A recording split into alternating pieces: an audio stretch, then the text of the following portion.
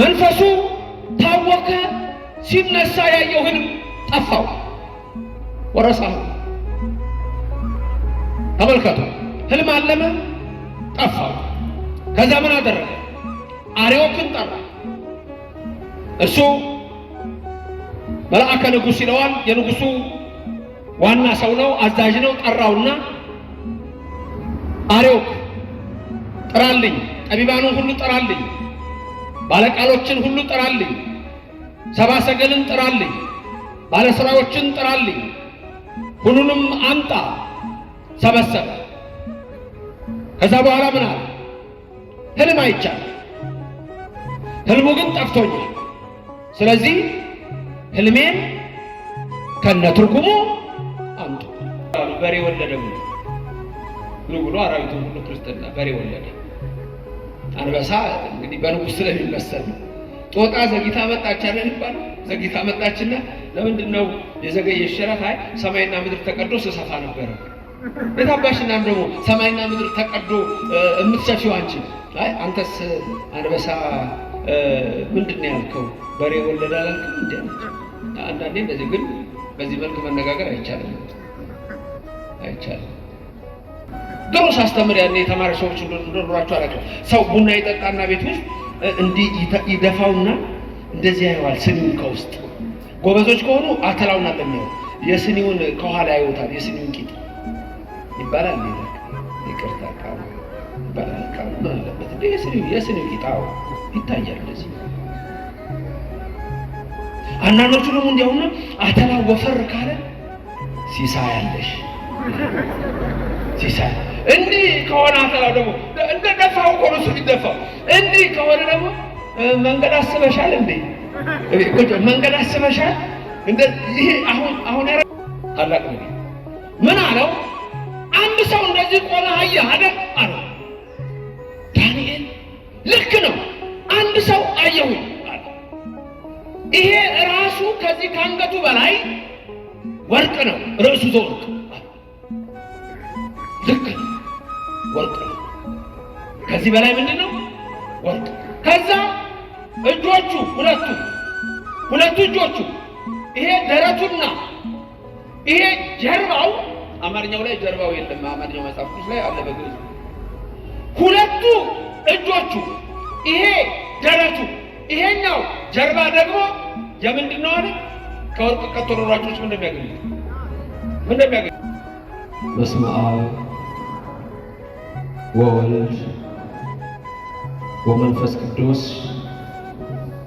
አሃዱ አምላክ አሜን። በዚህ ቅዱስ ስፍራ እግዚአብሔር አምላክ በሚወደው ደጅ የተሰበሰባችሁ በቀጥታ ስርጭትም ባላችሁበት ስፍራ ሆናችሁ የምትከታተሉ አእይንተ እግዚአብሔር አበው መነኮሳት ወካህናት፣ አሃው ዲያቆናት፣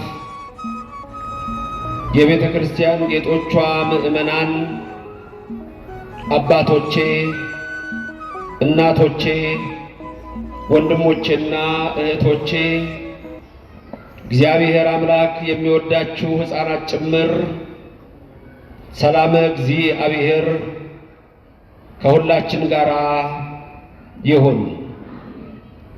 እንደምን አላችሁ? ሰማይን ያለ ምሰሶ ከነግሱ የዘረጋ ምድርንም በውሃ ላይ ያለ ካስማ ከነልብሱ ያጸና ደመናን ያለ ድምፅ የሚመራው አየርን ሳይታይ የሚያስጉዘው የሚታየውንም የማይታየውንም ሁሉ የፈጠረ የሁላችን አምላክ የሰራዊት ጌታ እግዚአብሔር ከዘላለም እስከ ዘላለም ለስም አጠራሩ ክብር ምስጋና ይግባው። ረድኤተ እግዚአብሔርን አጋዥ በማድረግ ዛሬ በደብረመዊ ቅዱስ ሚካኤል በዚህ በታላቅ ደብር ላላችሁና በቤታቸው ላሉ ሁሉ የምንማርበት የትምህርታችን ኃይለ ቃል ያለ እጅ ከተራራ ላይ የተፈነቀለው ድንጋይ በሚል ይሆናል። አማርኛውን በዚህ መልክ ነው። በግዕዙ ዘተመትረ ዘተበትከ ብሎ የሚያመጣዋልና በዚህ ነው የምንማረው። ሰው ለሰው አስታዋሽ ነው። ሰው ለሰው አሳሳቢ ነው። በልቡና የሚያሳድር በአእምሮ የሚቀርጽ የቃሉ ባለቤት ሕያው እግዚአብሔር ነውና የምትሰሙት ሁሉ በልቡናችሁ ጽላት ይጻፍላችሁ። ለእኔም ለምናገረው ማስተዋሉን ምስጢሩን ጥበቡን እንዲያድለኝ የቃሉን ደጅ እንዲከፍትልኝ ሁሉ ጊዜ በጸሎታችሁ አስቡኝ። ይህ ቃል የሚሰማችሁ ሁሉ ሐሳብ ሕሊናችሁ በሰማያት ይኑር። ያላችሁበትንም ስፍራ አውቁ። የጽድቅንም ቃል ደስ በሚያሰኙ ጆሮዎች አድምጡ። አንድም እንኳ በዚህ ቅጽር የራሱን ወሬ የሚያወራ ሰው ከቶ አይሰማ። ምድርን ባያት ጊዜ እንድትንቀጠቀጥ ለሚያደርጋት ደሴቶችንም ለሚያቀልጠው ኃያልና ብርቱ አምላክ ከዚህ ሰዓት ጀምራችሁ ሁላችሁም ልቡናችሁን ለሰራዊት ጌታ ለእግዚአብሔር አስማርኩ። ያለ እጅ ከተራራ የተፈነቀለው ድንጋይ። በዚህ ትምህርት ውስጥ የምንመለከታቸው አንደኛ የናቡከደነጾር ሕልም፣ ሁለተኛ የናቡከደነጾር ሕልም በዳንኤል ነቢይ ሲነገርና ሲተረጎም፣ ሶስተኛ በተለይ ደግሞ እኛ ኦርቶዶክሳውያን ከሌላው የእምነት እሳቤ የሚለየን ወልደ አብና ወልደ ማርያም የአብ ልጅና የማርያም ልጅ የሚለው ምንድን ነው? ይህም the son of God and the son of man የሚለው በእንግሊዘኛው ምንድነው የሳቢ? በዚህም ውስጥ አራት የተዋህዶን ምስጢር እንመለከታለን።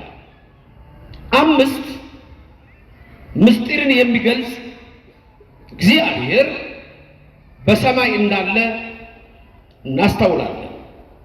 ለዚህም የነቢያትን የሐዋርያትን የሊቃውንትን ጉባኤ የባረከ እግዚአብሔር የእኛንም ይባርክልን፣ ማስተዋሉንም ያድለን። ያለ እጅ ከተራራ የተፈነቀለው ድንጋይ እብል ዘተበትከ እምደብረ ነዋሕ ዘተመትረም ይላል። ነገሩ እንዲህ ነው። የተጻፈው በትንቢተ ዳንኤል ምዕራፍ 2 ላይ ነው። ይህ ታሪክ የመግቢያ ታሪክ ስሰጣችሁ እስራኤላውያን እግዚአብሔርን አክብረው የሚኖሩ ከሆነ እግዚአብሔር ሁልጊዜ ይራዳቸዋል። እግዚአብሔርን በካዱ ጊዜና ወደ ጣዖት ዘወር ባሉ ጊዜ እግዚአብሔር ለጠላት አሳልፎ ይሰጣቸዋል። በተለይ 2 ዘመናት በብሉይ ዘመን ይጠቀሳሉ። እነዚህም የአሶር የስልምናሶር ምርኮና የባቢሎን የናቡከደነጾር ምርኮ ነው። የስልምናሶር የአሶር መንግስት ቅድመ ልደተ ክርስቶስ 722 ላይ ያለው ሲሆን እንዲሁ ደግሞ በ586 ቅድመ ልደተ ክርስቶስ የባቢሎን እስራኤልን መማረክ ነው። በስልምናሶር በአሶር ንጉሥ በስልምናሶር እስራኤል 12 ነገድ ነው። የያዕቆብ ልጆች 12 አሉ። የተሰየመው በእነሱ ነው። ስልምናሶር የአሶር ንጉሥ መጥቶ 10ሩን ነገድ ማርኮ 2ቱ ነገድ ብቻ ሲተርፍ ሁሉንም ወደ ምርኮ ወስዷቸዋል። ሁለተኛው ደግሞ የናቡከደነጾር ነው። የናቡከደነጾር የባቢሎኑ ንጉሥ ምርኮ ደግሞ 10ሩን ነገድ ብቻ ሳይሆን 12ቱንም ነገድ ሙሉ በሙሉ ማርኮ ወደ ባቢሎን ወስዷቸዋል። በተለይ በዚህ ጊዜ አንድም ሰው ስላልቀረ ነቢያት አብረው ሕዝቡን ያስተምሩ ዘንድ በምርኮ በስደት ወደ ባቢሎን ወርደዋል።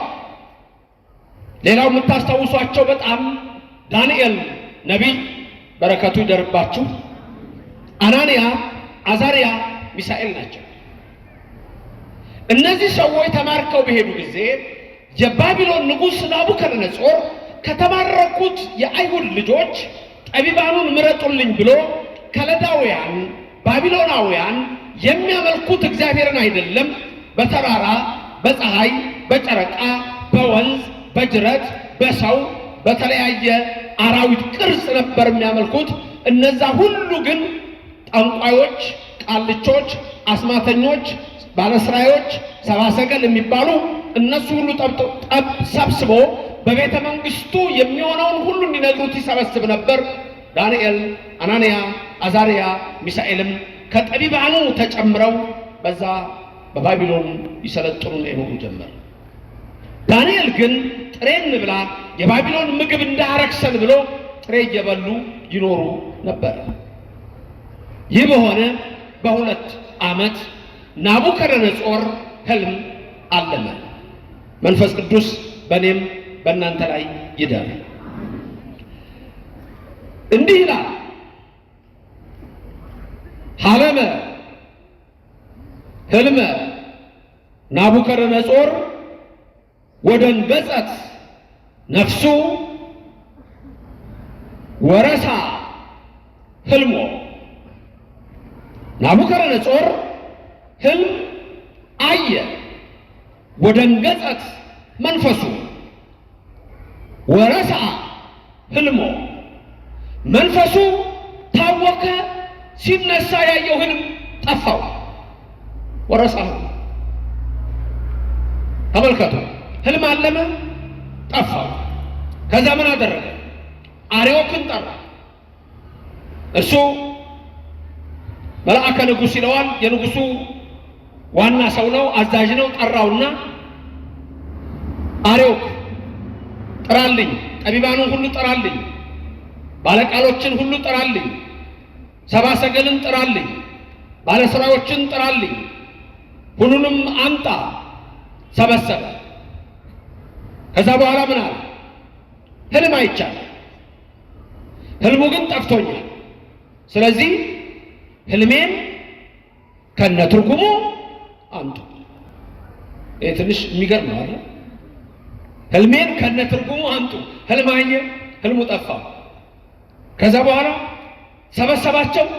አንዳችሁ እንዳትዋሹ፣ ሕልሙ ምን እንደሆነ በደንብ ነው የማውቀው፣ ምን እንደሆነ ግን ጠፍቶኛል። ግን ውል የሚለኝ ነገር አለ። ብትዋሹኝ ወየው፣ ከፍ ብዬ አንገታችሁን ዝቅ ብዬ ባታችሁን ነው የምቆርጠው። ስለዚህ ሕልሜን ብቻ ሳይሆን ደግሞ ትርጉሙንም ጭምር እንድትነግሩኛል እንጂ አስደንጋጭ ነገር ነው። ነገስታት የፈለጉትን ያደርጋሉ በዘመናቸው። ይህንን ታሪክ እናንተ በደንብ የምታውቁት ይመስለኛል። እኔ ዋና የፈለኩት ዛሬ የመጨረሻው እንድናቀው የምፈልገው ኦርቶዶክስ ተዋህዶ ስንል ምንድነው እምነታችን? በተለይ ወልደ አብ ወልደ ማርያም ስንል ምንድነው የምንለው? ይህም ማለት ወልድ ስንልና እንደገና ደግሞ ኢየሱስ ስንል ምንድነው ልዩነት አለው ወይ? ይሄን ሁሉ የምንመለከትበት ነው የሚሆነው። ከዛ በኋላ እነዛ ሰዎች ምን አሉ? ጠቢባኑ ተሰበሰቡና ንጉሳችን 1000 ዓመት ንገስ፣ በውኑ አንተ ከፈርዖን አትበልጥም አታንስም፣ እኛም እንደ ዮሴፍ። ስለዚህ ፈርዖን እኮ ህልም አይቶ ለዮሴፍ ነግሮት ዮሴፍ እኮ ህልሙን የተረጎመለት ከነገረው በኋላ ነው። ስለዚህ እንድትነግረንና እንድንተረጉምልን እንፈልጋለን አሉ። አይሆንም ጠፍቶኛል። የጠፋበት ምክንያት ዝም ብሎ ሰውኛውን ከፈለጋችሁ ህልሙ የጠፋው ለምንድን ነው? የጠዋት እንቅልፍ ስላለበት ነው። ህልሙ የጠፋው ግን እግዚአብሔር አንድ ነገር ሊሰራ ነው። እግዚአብሔር በነገሮች ውስጥ ይሰራል። እግዚአብሔር በእያንዳንዱ ነገር ውስጥ ዓላማ አለው። አንዳንድ ጊዜ አንረዳውም ይላል ኢዮብ ነው የሚለው። እግዚአብሔር አንድም በዚህ ይናገራል፣ አንድም በዛ ይናገራል፣ እኛ ግን አናስተውለውም ይላል። ትልቁ ነገር እግዚአብሔር የሚናገረውን መስማት ብቻ ነው ከኔና ከናንተ የሚጠበቀው። እግዚአብሔር ይናገር፣ እኛ እንስማ። ያ በአርማቴም መሴፋ የነበረች የሐና ልጅ የሕልቃና ልጅ ሳሙኤል ነቢይ ምንድነው ያለው? እግዚአብሔር እነሆ በል እግዚእ ተናገር እስማ አነ ገብርከ እሰማከ፣ እኔ ባሪያ እሰማለሁ ተናገር። አሁንም እግዚአብሔር ይናገራል፣ እኔና እናንተ እንሰማለን። ለስም አጠራሩ ክብር ምስጋና ይግባው። ማን ይናገር?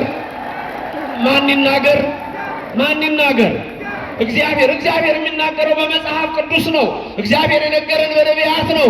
እግዚአብሔር የሚነግረን በሐዋርያት ነው። የኦርቶዶክስ ተዋሕዶ ቤተክርስቲያን በዚህ የጸና እምነት አለን። የነቢያቱን ትንቢት ተቀብለናል። የሐዋርያቱን መልእክት ተቀብለናል።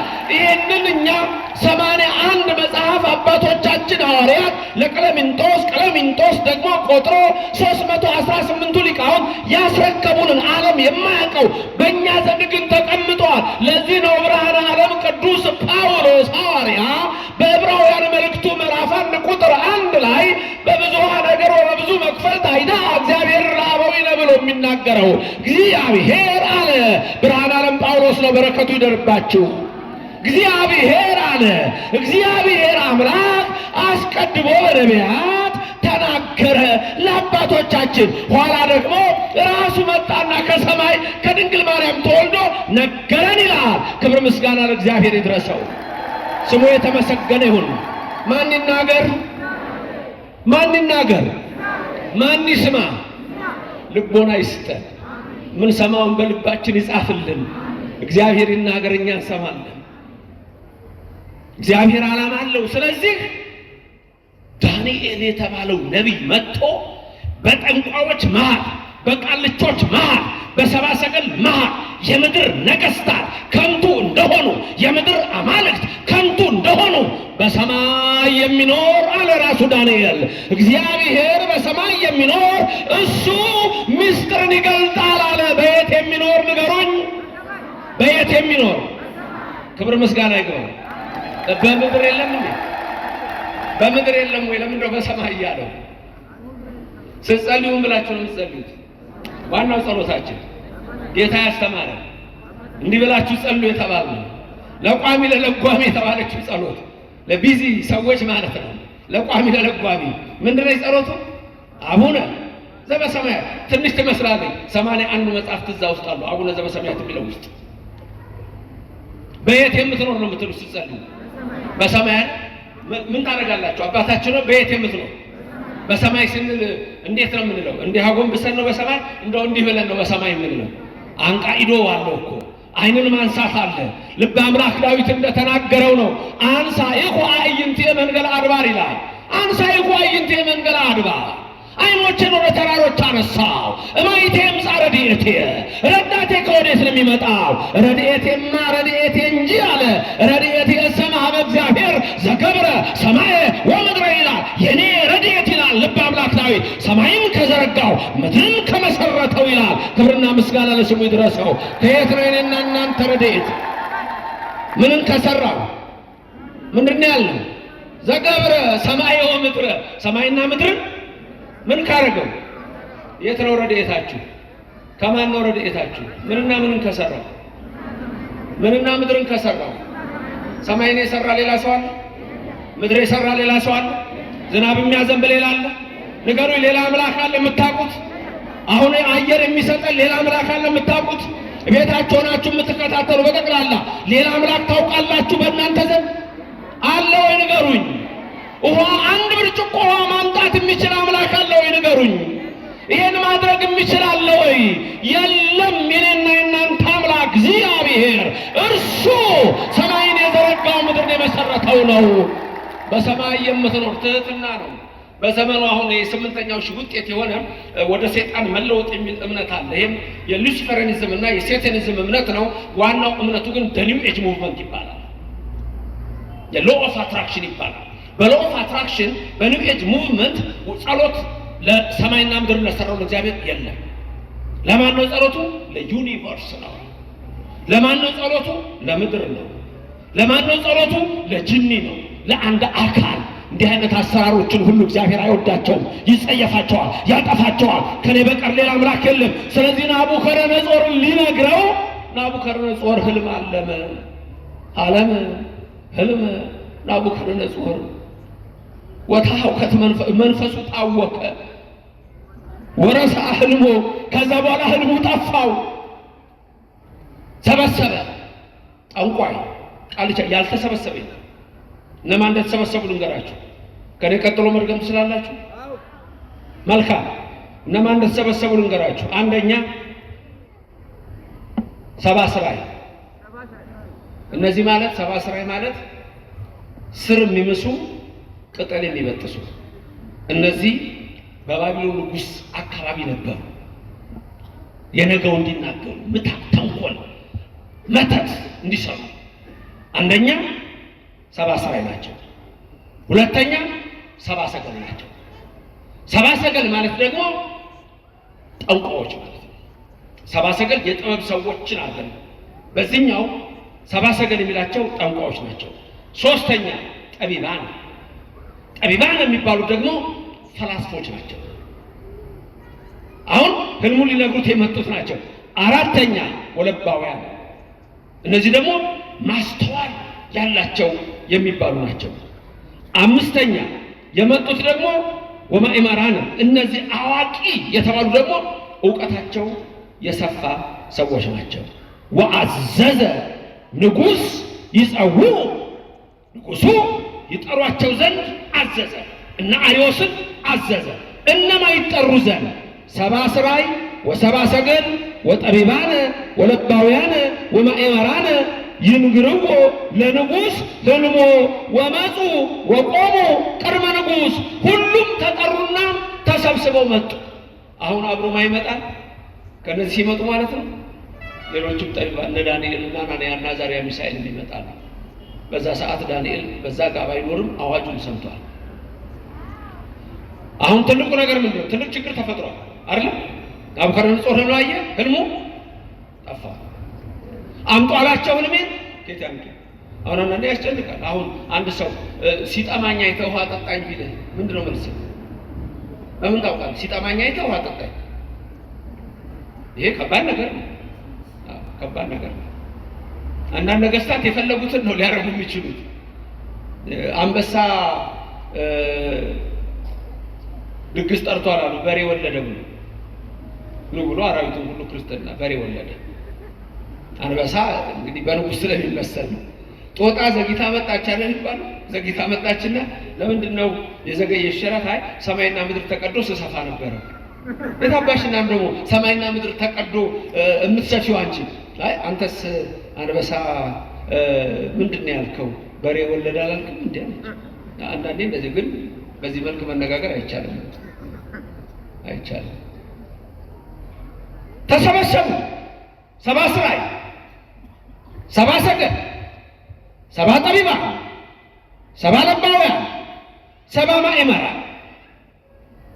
ባለ ቃልቾች ቃሎች ነው የሚላቸው። ቃልቻ ነው የምንለው ብዙ ጊዜ ቃሎች ማለት ቃል ብቻ ለማለት ነው። ቃልቻ ባለ ቃሎች ይባላሉ። ቃል ብቻ።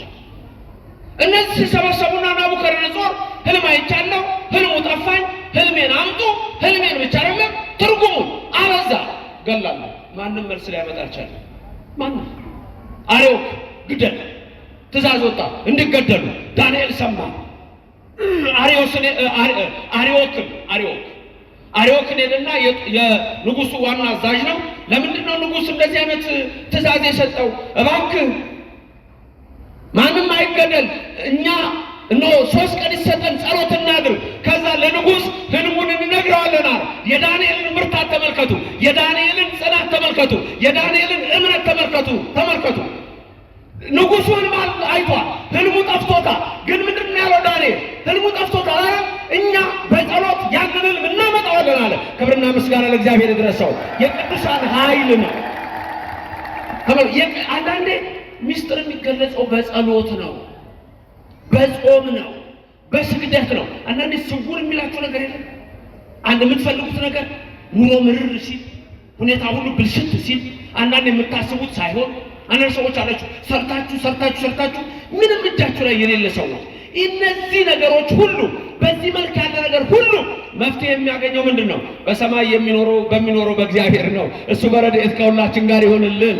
መልስ አለው እግዚአብሔር፣ ይችላል እግዚአብሔር፣ ያደርጋል እግዚአብሔር፣ ባህር ይከፍላል እግዚአብሔር፣ ሰማይን ይለጉማል እግዚአብሔር በኤልያስ፣ እንደገና ያዘንባል እግዚአብሔር በኤልያስ። እግዚአብሔር ይችላል። በምድረ በዳ በቆላተ ዮሳፍጥ በቃዴስ በርኔ በዛ እግዚአብሔር ምንድን ያደረገው?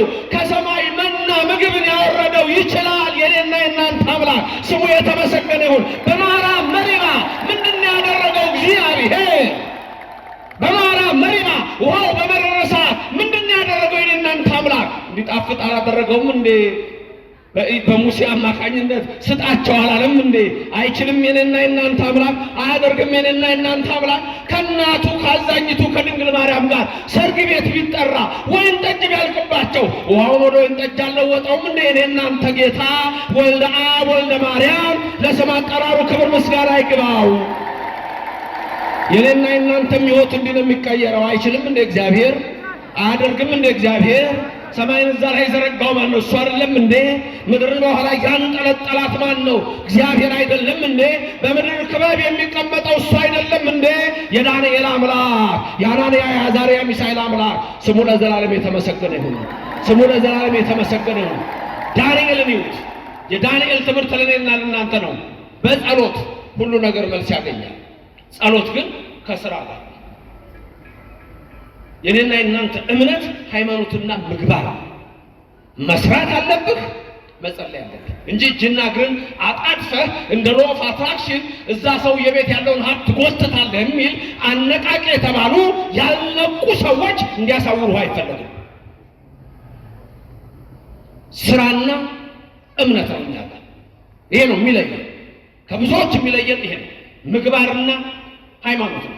ሁለቱ ነው ገንዘባችን። የወግ ዕቃዎችም እነዚህ ናቸው። አርዮክ ወደ ንጉሥ ናቡከደነፆር ገባ። ንጉሥ ሆይ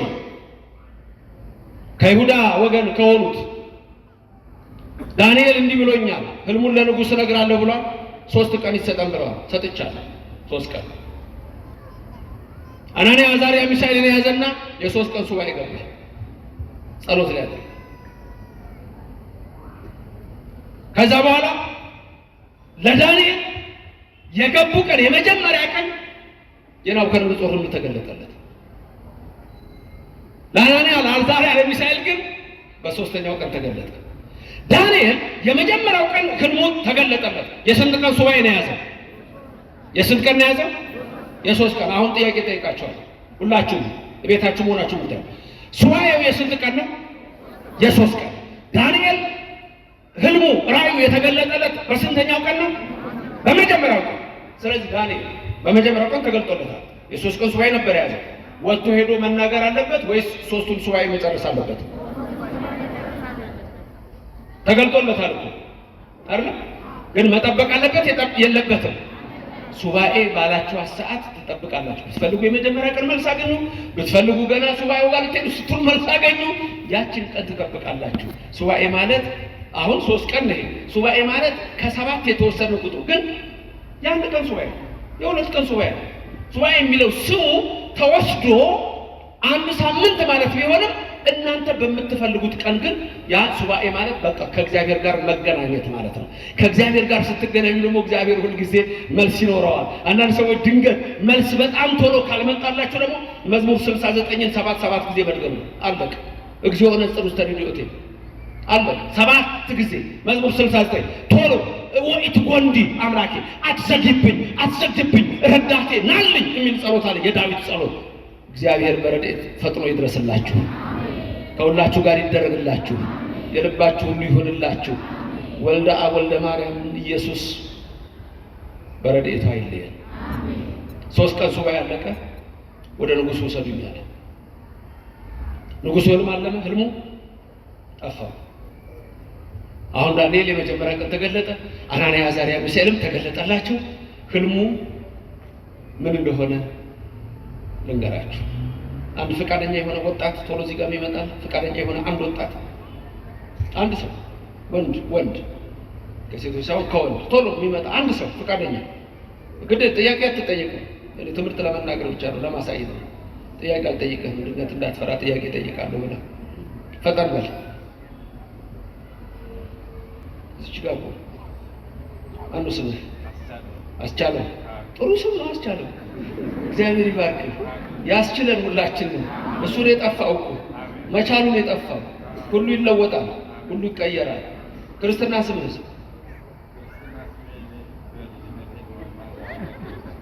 እናንተ ጠፍቶሃል። አቤት አስቻለውን ይዘሃል፣ እሱ ጠፍቶሃል። የሥጋ ስምን ይዘሃል፣ የነፍስ ጠፍቶሃል። አቤት ጥሩ ሰው ነው ያገኘሁት ዛሬ ማለት በጣም። በኋላ አባ ጋር ትሄዳለህ። እሺ አባዛ ይታዩ የለ ሄደህ ታነጋግራቸዋላችሁ። እሺ ስም ችግር የለም። ቤተክርስቲያን ትሰይማለች። አቡነ ዘበሰማያት ይደግሙና አሁን ከነጋ ከጨረስክ በኋላ ቀስ ብለህ ሄደህ እዛ አባ ጋር ጉልበታቸው ጋር ትደርሳለህ። አቡነ እየሰሙኝ አይደል? እየሰሙ ነው? እሺ አሁን አስቻለው ይታያችኋል። ሁላችሁ ይታያችኋል አይደል? የናቡከደነፆር ህልም ልንገራችሁ። እንደዚህ የቆመ አንድ ሰው አየ። ናቡከደነፆር ህልሙ ይሄ ነው። አንድ ሰው አየ። አንድ ሰው ሲያይ አሁን ህልሙ ጠፍቶታል እሱ። አሁን ይሄ ለማ ተገለጸ? ለስንት ሰው የተገለጠ? ለ4 ለዳንኤል፣ ለአናንያ፣ ለአዛርያ፣ ለሚሳኤል። ዳንኤል ነው ገብቶ ግን የሚናገረው እሱ ነው። ታላቅ ነቢይ ምን አለው? አንድ ሰው እንደዚህ ቆመ አየህ አይደል አለው። ዳንኤል ልክ ነው፣ አንድ ሰው አየሁኝ አለ። ይሄ ራሱ ከዚህ ከአንገቱ በላይ ወርቅ ነው፣ ርዕሱ ዘወርቅ አለ። ልክ ነው፣ ወርቅ ነው። ከዚህ በላይ ምንድን ነው? ወርቅ። ከዛ እጆቹ ሁለቱ እጆቹ ይሄ ደረቱና ይሄ ጀርባው፣ አማርኛው ላይ ጀርባው የለም፣ አማርኛው መጽሐፍ ቅዱስ ላይ አለ በግዕዝ። ሁለቱ እጆቹ ይሄ ደረቱ፣ ይሄኛው ጀርባ ደግሞ የምንድን ነው አለ? ከወርቅ ቀጠሮ ሯጮች ምን እንደሚያገኙት ብር ነው አይደል? የብር ነው አለ። ሁለት እጆቹ ደረቱና ይሄ ጀርባው የምንድን ነው? የብር። ከዛ ናቡከደነፆር ልክ ነው ዳንኤል እያለ ገርሞታል። የጠፋውን አሁን እየመጣለት ነው። ከዛስ ይሄ ሆዱና ይሄ ወገቡ ደግሞ የምንድን ነው አለ? የነሐስ ነው። ልክ ነው እያለ ነው ናቡከደነፆር። ከዛስ ሁለቱ ጭኖቹ ይሄና ይሄ ሁለቱ ጭኖቹ ደግሞ የምንድን ናቸው አለ? የብረት ናቸው። ልክ ነው አለ። አሁን አስቻለውን እያያችሁት ነው አይደል? ራሱ ከዚህ ምንድን ነው? ወርቅ። ሁለቱ እጆቹና ደረቱና ጀርባው ምንድን ነው? የብር። ሆዱና ወገቡ ደግሞ የምንድን ነው? የነሐስ። ሁለቱ ጭኖቹ ደግሞ እነዚህ ሁለቱ ጭኖቹ ደግሞ እነዚህ የምንድን ናቸው? የብረት። አሁን ከታች የቀራለ ከጉልበቱ በታች ግማሹ ብረት ነው፣ ግማሹ አፈር ነው። ናቡከደነፆር ያየው። አሁን ሁላችሁም ህልሙን አወቃችሁት? ንገሩኝ። ርዕሱ የምንድን ነው? ሁለቱ እጆቹ ደረቱና ጀርባው፣ ሆዱና ወገቡ፣ ሁለቱ ጭኖቹ ብረት። ከዛ ግማሹ እና ግማሹ ምንድነው? ከታች ከጉልበታች ግማሹ ምንድነው? ብረት ነው። ግማሹ ምንድነው? ወርቅ ያርግቡን ለመናት ይድግቡ። አባጋት ሄዳለ ብያለሁ። እሺ አሁን ሁላችሁም ህልሙን አያችሁ። በእርግጠኝነት ይሄ ህልም ይጠፋችኋል ካሁን በኋላ ወንዶች። ምንድነው ይጠፋል? ይጠፋል። ከዚህ በላይ ከጠፋማ እንግዲህ ምን ብዬ ነው የማስተምረው? አይጠፋም። ይሄ በቃ አንዴ ድገሙልኝ። ራሱ፣ ደረቱ፣ ሁለት እጆቹና ጀርባው፣ ሆዱና ወገቡ፣ ሁለቱ ጭኖቹ፣ ከዛ ግማሹ ከታች ብረት፣ ግማሹ አፈር። ናቡከደነፆር ይሄ ነው አይደል ህልም? አዎ ይሄ ነው ህልም። አሁን ናቡከደነፆር የፈለገው ምንድነው? ህልሙን ብቻ ነው። ከዛስ ትርጉሙ የሚገርማችሁ ግን ዳንኤል ሌላ ነገር ጨመረለት። ንጉሥ ናቡከደነፆር ለምን ያን ህልም እንዳየ ጭምር ዳንኤል ነገረው። ተመልከቱ፣ ለምን እንዳየው ህልሙን። ይገርማል። በቅዱሳን ላይ የሚሰራ እግዚአብሔር ግሩም ነው። በእኛ ዘንድ ስሙ የተመሰገነ ይሆንልን። ለዚህ ነው እግዚአብሔር ለእኛ ምስጢራችንን በቅዱሳን ይፈታዋል። ህልማችሁን በቅዱሳን ይፈታዋል። ህልም ሲባል ደግሞ የተኝቶ የምታለሙት ብቻ አይደለም። በእውናችሁ ሆናችሁ የምታስቡት ቪዥናችሁ፣ ወደፊት የምታስቡትን ነገር ሁሉ ለቅዱሳን አማክሯቸው በጸሎታችሁ። እነሱ ደግሞ ለአምላካችሁ ለእግዚአብሔር ይነግሩታል። ያኔ እናንተ ቤት ደግሞ ይቀየራል። ክብርና ምስጋና ለእግዚአብሔር ይድረሰው። ስለዚህ ነው እግዚአብሔር ይሄን ድንቅ ነገር የሚያደርገው እንጂ እግዚአብሔር ከፈለገ ናቡከደነፆር ራሱ አይነግረውም። እንዴ ነው ዳንኤል ለምን መጣ? የቅዱሳን ክብር ይገለጽ ዘንድ፣ ያውም በባቢሎን ምድር፣ ያውም በጥንቁልና ምድር፣ ያውም እጅግ የሚገርመው ጠንቋዮች፣ አስማተኞች፣ ፈላስፎች፣ ጠቢባን በተሰበሰቡበት መሃል የማስም ሊገን ነው፣ የማስም ሊከብር ነው፣ የማስም ሊነሳ ነው። ሰማይና ምድርን የሰራው የእግዚአብሔር ስሙ ለዘላለም የተመሰገነ ይሁን። እግዚአብሔር አለ ዳንኤል ሲጀምር ያለው ነገር ራሱ ይገርማቸዋል። ሲጀምር ንጉሥ ሆይ፣ እንደውም ዳንኤል ሲመጣ ንጉሡ አየውና ዳንኤል አንተኑ ትንግረኒ ህልምያ፣ አንተ ዳንኤል ህልሜን ልትነግረኝ የምችል አንተ ነህ አለው። አንተ ነህ ሲለው ዳንኤል ደግሞ ምን አለ? ምስጢርን የሚገልጽ አምላክ በሰማይ አለ። ክብርና ምስጋና ለእግዚአብሔር ይድረሰው። ምስጢርን የሚገልጽ እግዚአብሔር በሰማይ አለ። አሁን የተፈለገው ናቡከደነፆር እግዚአብሔርን እንዲያውቀው፣ እግዚአብሔርን የማያውቁ ሰዎች ስላሉ ዳንኤል ህልሙ ልክ ነው። ምን ትርጓሜው ነው? ትርጓሜውስ ምንድን ነው አለ። ትርጓሜው ባጭሩ ነገስታት ናችሁ ካንተ ጀምሮ ያለ ነው። መጨረሻ ላይ የሆነው ግን አንድ ነገር አለ። አንተ እሱን ስታይ ያ የቆመው ምስል አንተን ሲያይህ ከትልቅ ተራራ ያለ እጅ አንዲት ድንጋይ ተፈንቅላ መጣች። ከዛ ከታች አፈርና ብረት የሆነውን መታችው። አፈርና ብረቱ ደቀቀ፣ እንደገና ብረቱ ደቀቀ፣ እንደገና ነሐሱ ደቀቀ። ከዛ በኋላ ብረቱ ደቀቀ፣ ነሐሱ ደቀቀ፣ ብሩ ደቀቀ፣ ወርቁ ደቀቀ፣ ፍስፍስፍስ አለ። ከዛ በኋላ ነፋስ መጣ፣ ያን ቦታ ጥርግ አደረገው። ምንም ነገር እዛ ጋር አልተገኘም። ያቺ ድንጋይ አደቀቀችና ተመልሳ ድንጋይቱ መላውን ዓለም መልታ መላውን ዓለም የሚመላ ተራራ ሆነች። ልክ ነው። ትርጉሙ ደግሞ ይሄ ነው አለው። መንፈስ ቅዱስ ምስጢሩን ይግለጽልን፣ የሰማነውን በልቦናችን ይቅረጽልን። ምንድነው ትርጉሙ ዳንኤል?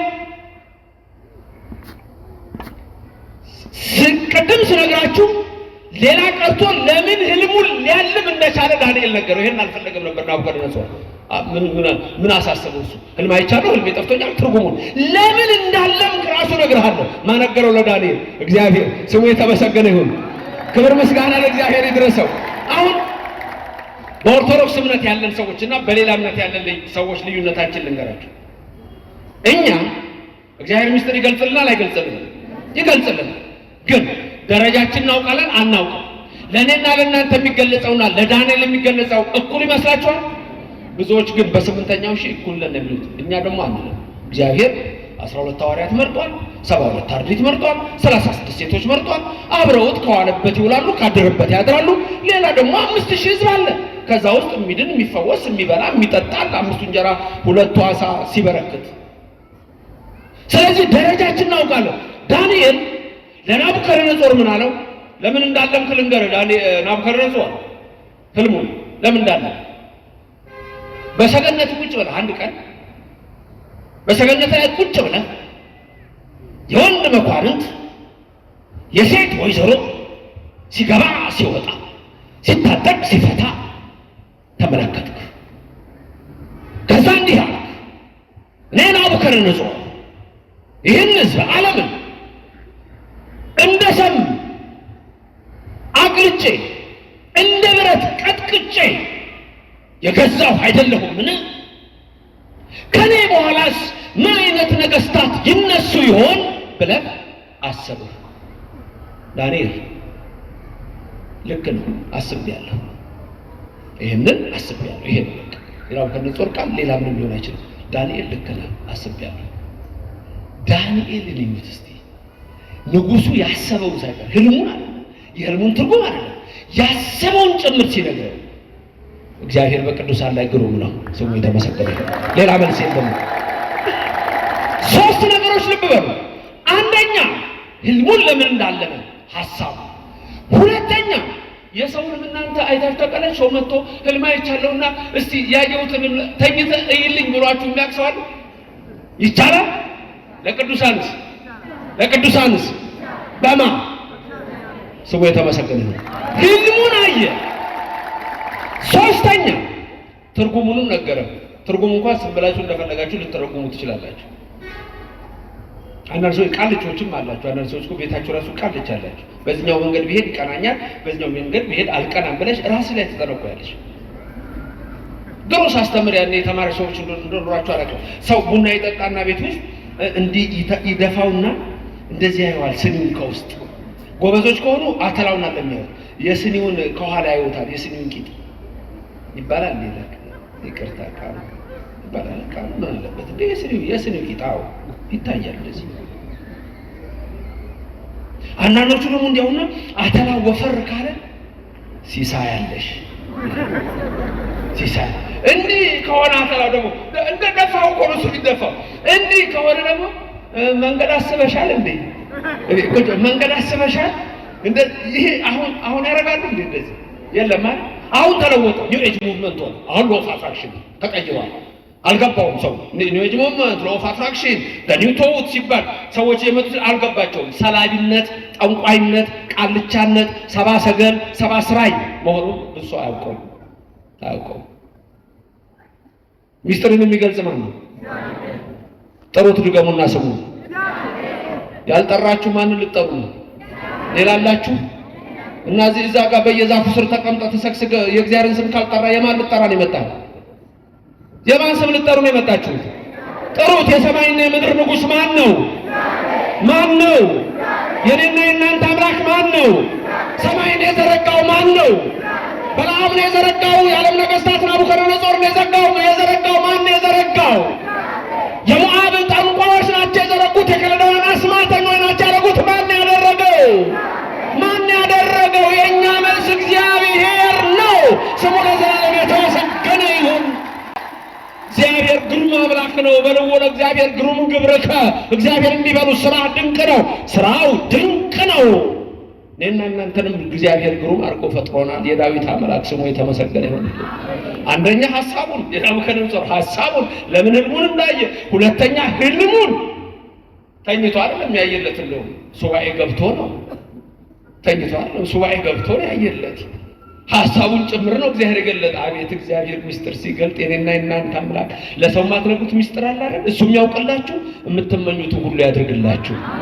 ይሄ ነው የኔና የናንተ አምላክ ስሙ የተመሰገነ ይሁን። ያድርግላችሁ። አሁን የህልሙ ትርጉም በዚህ ነው ትምህርታችን አልምናጠቃለው። ከዛ የመጨረሻ ወልደ አብ ወልደ ማርያም ነግራችሁና እናበቃለን። የህልሙ ትርጉም ህልሙ እንዴት ነበር? አንድ ሰው ቆመ አለ ናቡከደነፆር ፊት። አንድ ሰው ቆመ፣ ራሱ ወርቅ፣ ሁለት እጆቹ ደረቱና ጀርባው፣ ሆዱና ወገቡ፣ ሁለቱ ጭኖቹ፣ ከታች ግማሽና ግማሹ አፈርና ብረት። ከዛስ ልክ እንዲየታየ ከአንድ ተራራ ላይ ምን መጣች? አንድ ምስጢር አላት። ያለ እጅ የተፈነቀለች ርዕሳችን እሷ አይደል? ያለ እጅ የተፈነቀለ ድንጋይ መጣችና ከየት መጣችው? ከላይ ከወርቁ ወይስ ከታች ካፈሩና ከብረቱ? ከታች። ከዛስ ሁሉም ምን ሆነ? ከታች ሲመጣ መሰረቱ እኮ ምሰሶ እኮ ሁሉም አንድ ምን ሆነ? ወረደ። ከዛ ምን መጣ? ነፋስ ንፍስ አለ። ጥርግ ካደረገው ቦታው የቆመበት አልታወቀም። ትርጉሙ ይህ ነው። ንጉሥ ናቡከደነፆር ያየኸው ምስል አንተን ያይህ ነበረ፣ አንተም እሱን ታይ ነበረ። እኔ አንተን ነኝ፣ አንተ እኔን ነህ ሲልህ ነው። ርዕሱ ዘወርቅ የተባልክ አንተ ነህ ወርቅ የተባልክ። የህልሙን ትርጉም እየሰማችሁ መንፈስ ቅዱስ በአናንያ በአዛርያ በሚሳኤል አደረ፣ በእናንተም ይደር፣ በእኔም በባሪያው ይደር። አንተ እሱን ሲታይ እሱ አንተን ሲያይ አንተ እኔን ነህ እኔ አንተን ነህ ሲልህ ነው። ወርቅ ርዕሱ የተባልክ አንተ ነህ። የወርቅ ክብሩ ከብርም ከነሐስም ከብረትም ካፈርም ይበልጣል። አንተ ከሁሉም ነገሥታት ትበልጣለህ። ከኔ በኋላ ማን ነው የሚመጣው ብለህ የለም። ሁለተኛው ንጉሥ ሁለት እጆቹ እንደገና ደግሞ ደረቱና ጀርባው የብር የሆነው ንጉሥ ዳርዮስ ነው። የወርቅ ክብር ከብር እንደሚበልጥ የብር ክብር ከወርቅ እንደሚያንስ ዳርዮስ ንጉሥ ካንተ ያንሳል። የሜዶኑ ንጉሥ ነው ቀጥሎ የነገሰው። ናቡከደነፆር የባቢሎን መንግስትም ይሁን መንግስቱ የባቢሎን ኪንግደም ነው። ባቢሎኒያን ኪንግደም ይባላል። የባቢሎኒያን ኪንግደም ሲያበቃ ከዛ ቀጥሎ የመጣው የሜዶኒያን ኪንግደም ነው። የሜዶኑ ንጉሥ ደግሞ ዳርዮስ ነው። በብር የተመሰለ ሆዱና ወገቡ የምንድን ነው? ቀጥሎ ያለው ሶስተኛው ንጉሥ ነው።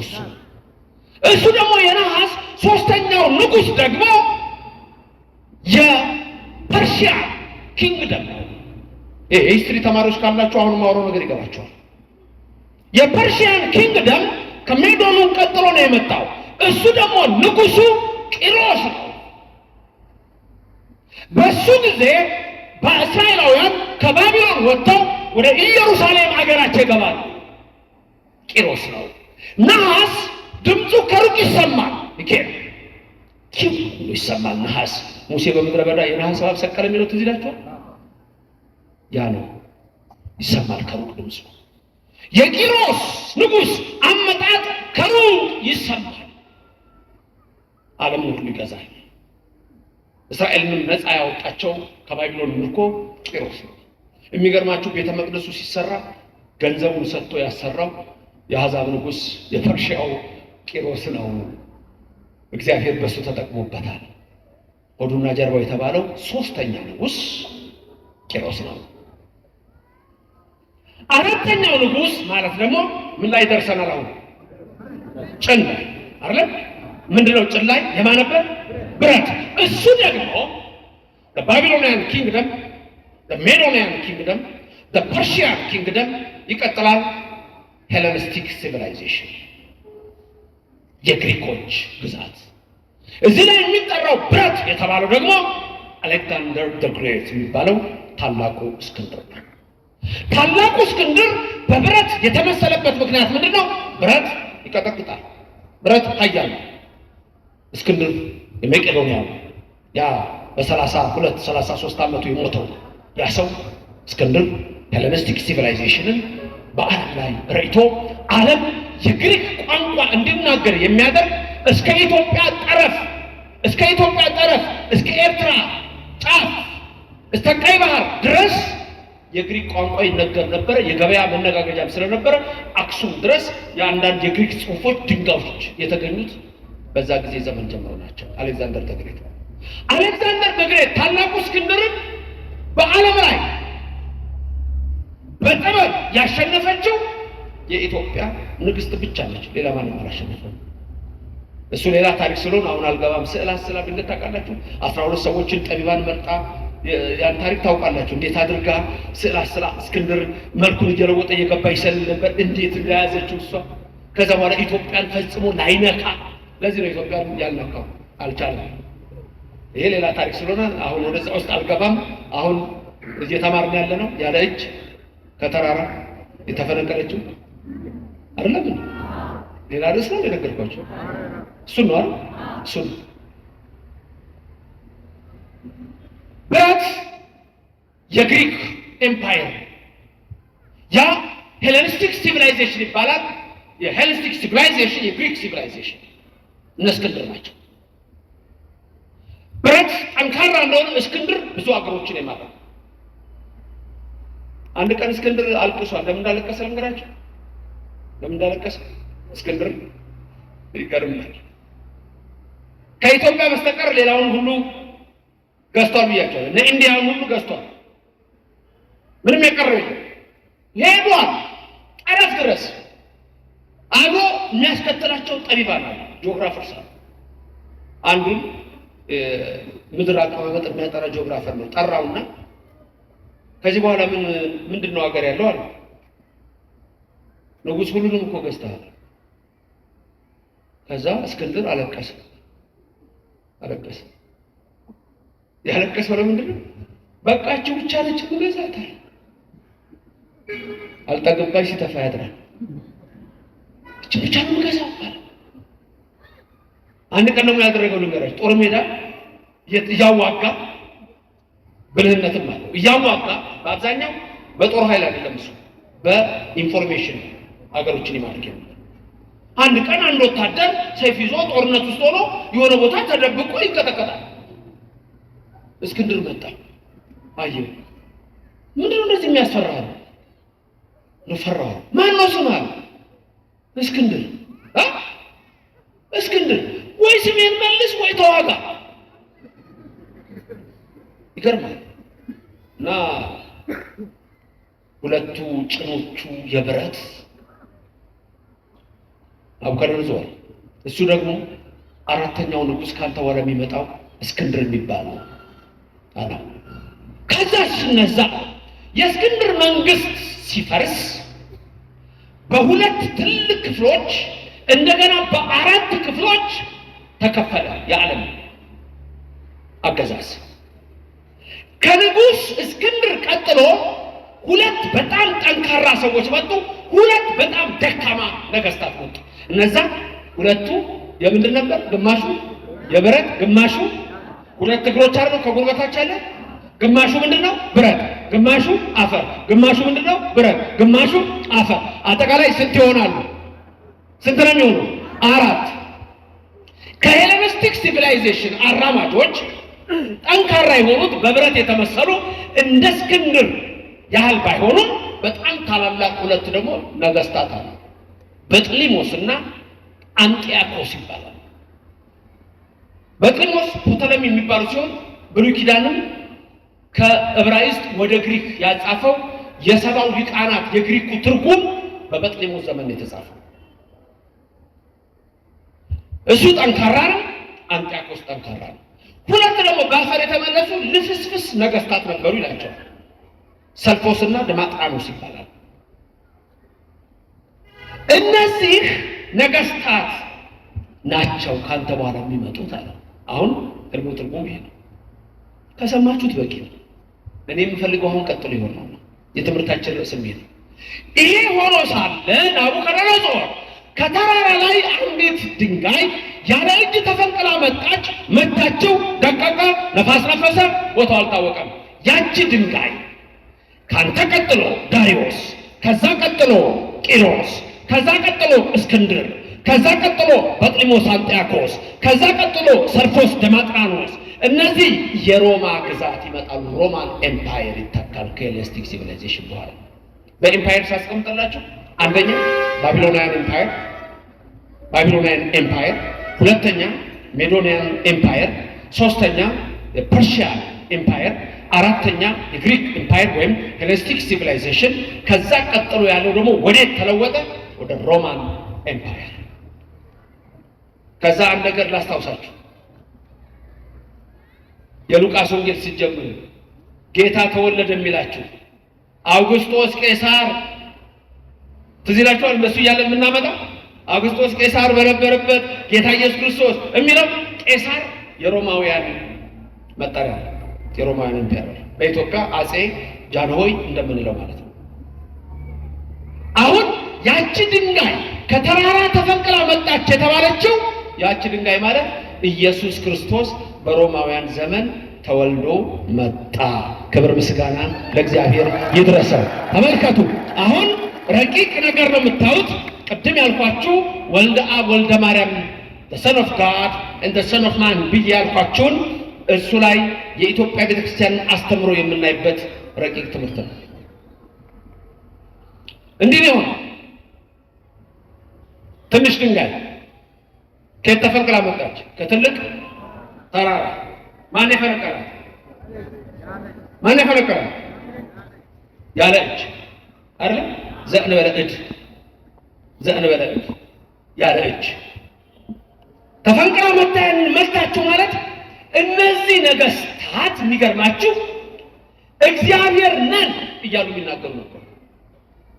ናቡከደነፆር ራሱ ምን ያደርገው? ትንቢተ ዳንኤል 3 ላይ እኔ አምላክ ነኝ ብሎ ርዕሱ ዘወርቅ የተባልክ አንተ ነህ ተብሎ ቁመቱ 60 ክንድ የሆነ እኮ የራሱን ምስል አሰርቶ በአቅራ አዱራን መለከት አስነፍቶ ነጋሪት አስመትቶ እኔ አምላክ ነኝ አምልኩኝ እኮ አለ።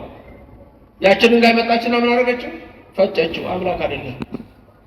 እነ ዳሪዮስ፣ እነ ቂሮስ፣ እነ እስክንድር ታላላቅ ነገስታት እነዚህ ሁሉ መጡ። ራሳቸውን እንደ እግዚአብሔር ቆጠሩ፣ ግን እግዚአብሔር አልነበሩም። ያቺ ድንጋይ መጣች። ያቺ ድንጋይ የተባለችው ካለ እጅ የተፈነቀለ ተራራ ማለት ሁለት ሚስጥር ልንገራችሁ። ካለ እጅ ድገሙልኝ እስቲ። ዘእንበለ እድ በሉ እስቲ። ዘእንበለ እድ ማለት እንዲህ ልንገራችሁ። ያቺ ድንጋይ ክርስቶስ ነው። አለት የተባለው ድንጋይ የተባለው እሱ ነው። ተመልከቱ። አንደኛ ቆሮንቶስ ምዕራፍ 10 ቁጥር 1 እስከ 5 ስታዩ እስራኤላውያን ከዛ አለት ጠጡ ይላል። አለቱም ክርስቶስ ነበር ይላል። ድንጋዩም ክርስቶስ ነበር። በዚች ድንጋይ በዚች አለት ላይ ቤተክርስቲያን እሰራታለሁ ማለት ክርስቶስ በሚለው ስሜ ላይ ነው። ስሙ ለጴጥሮስ ነው። እሱ ሰሙ ነው። ቤተክርስቲያን በሱ ላይ አልተሰራችም። እሱ አብነት ነው። እሱ ምሳሌ ነው። ቤተክርስቲያን የተሰራችው ደጋግሜ ነው የምናገረው በኢየሱስ ክርስቶስ ላይ ነው። አለቱ የተባለው ክርስቶስ ነው። ይከተላቸው ከነበረው አለት ጠጥተዋል ማለት ከክርስቶስ ነው። በሕይወታችሁ ሁሉ ከእናንተ ጋር ይሁንላችሁ። የምትመኙት ሁሉ ይፈጽምላችሁ። ዘእንበለ እድ ማለት ያለ እጅ ማለት ክርስቶስ ከአብ ያለ ድካም ከድንግል ማርያም ያለ ሕማም ተወለደ ማለት ነው። ያለ እጅ ስሙ ከአብ ያለ ድካም ከድንግል ማርያም ያለ ሕማም ይደገም። እንዴ እየሰማችሁ ይመስሉ ነበር። ደክማችኋል። የኢትዮጵያ ልጆች ደክማችኋል። ትምህርት ላይ ደክማችኋል። በዚህ በጣም በዚህ አዝኛለሁ። እኔ ሳልናገር አልሄድም። አዝኛለሁ። እንደዚህ አልነበረም የአዲስ አበባ ሕዝብ በወንጌል ላይ አዝኛለሁ። በሉ ድገሙና ተናገሩ። ከኔ ቀጠላችሁ። ከአብ ያለ ድካም ከድንግል ማርያም ያለ ሕማም ያለ እጅ አላለም ቅድም። በቃ ይሄ ነው ያለ ድካም ያለ ሕማም። ድገሙልኝ። ያለ ምን ያለ ድካም ያለ ሕማም። ያለ ድካም ከማ ከአብ ያለ ሕማም ከማ ከድንግል ማርያም ቀጥሉ። አንድ አለ ሌላ ያለ እጅ ዘእንበለ እድ ዘተበትከ ዘተመትረ እምደም ያለ እጅ ከአብ ያለ እናት ከድንግል ማርያም ያለ አባት። ሰምታችሁኛል? ከአብ ያለ ከድንግል ማርያም ያለ አባት። እግዚአብሔር የተመሰገነ። ወልደ አብ ወልደ ማርያም ያልኳችሁ ይሄንን ነው። በሰን ኦፍ ጋድ እንደ ሰን ኦፍ ማን ተብሎ ሲጠራ የእግዚአብሔር ልጅ የሰው ልጅ ተብሎ ሲጠራ ኢየሱስ ክርስቶስ አስተውሉ፣ እንደሌላው አይደለም። የኦርቶዶክስ ትምህርት ብዙዎች ኢየሱስን የሚያውቁት ከድንግል ማርያም ከተወለደ በኋላ ያለውን ነው። ስለዚህ ነው አንዱ ይነሳና አማላጅ ነው ይላል፣ አንዱ ይነሳና ነብይ ነው ይላል፣ አንዱ ይነሳና ፍጡር ነው ይላል። ለስም አጠራሩ ክብር ምስጋና ይገባው። በእኛ በኦርቶዶክሳውያን ዘንድ ግን የአብ ልጅ የድንግል ማርያም ልጅ እንደ ዮሐንስ ወንጌላዊ እንናገራለን። እሱ በመጀመሪያ ቃል ነበረ ነው ያለን። ቃል በእግዚአብሔር ዘንድ ነበረ ነው ያለው። ያም ቃል ሥጋ ሆነ ነው ያለን። ሥጋ የሆነው ቃል እግዚአብሔር ነው። ሥጋ የሆነው ከድንግል ማርያም ነው። የተዋህዶ እምነት ይሄ ነው። ኢየሱስ እግዚአብሔር ነው። ኢየሱስ አምላክ ነው። ኢየሱስ ክርስቶስን ልብ በሉ። ያ ከተራራው ያለ እጅ ተፈነቀለ የተባለው ከአብ ያለ እናት ያለ ድካም። አሁን ጨምሩልኛ። ትምህርታችሁ እኮ ከፍ አለ። ቅድም አንዳንድ ነበር ያጠናችሁት፣ አሁን ሁለት ተጨመረላችሁ። ከአብ ያለ እናት ያለ ድካም። ድገሙ። ከአብ ያለ እናት ያለ ድካም፣ ከድንግል ማርያም ያለ አባት ያለ ሕማም። ይደገማል። ከአብ ያለ እናት ያለ ሕማም፣ ከድንግል ማርያም ያለ አባት ያለ ሕማም።